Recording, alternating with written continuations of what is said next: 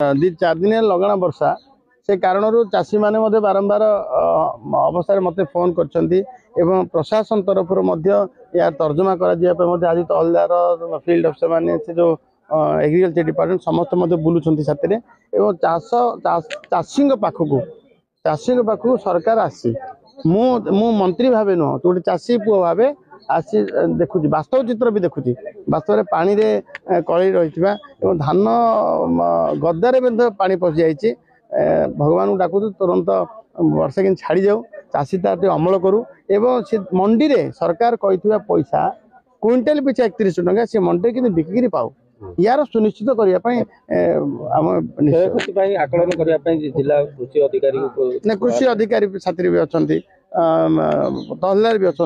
आम संपूर्ण भाव चाषी पाखे पहुंची गोटे ग्राउंड जीरो को जाकि कथा देखुँ एफएक्यू मान तो करने बाध्य भी हम ना चाषी बिकी पारे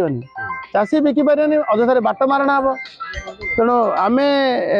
कौन सी गलिया बाट को प्रश्रय देव ना सरकार सरकार कही कटनी छटनी तो चलो ना दायित्व मुझे बुली बुली आसनी से गोलंथरा आरम्भ कोठार सिंह आरम्भ कर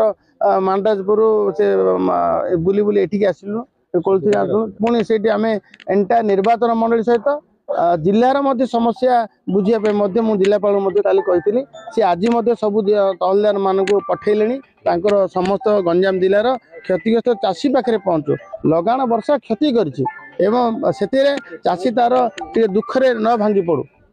एवं तार धान गंड टे आणु धान गंड टे मंडी में बिकू एवं क्षतिग्रस्त क्षति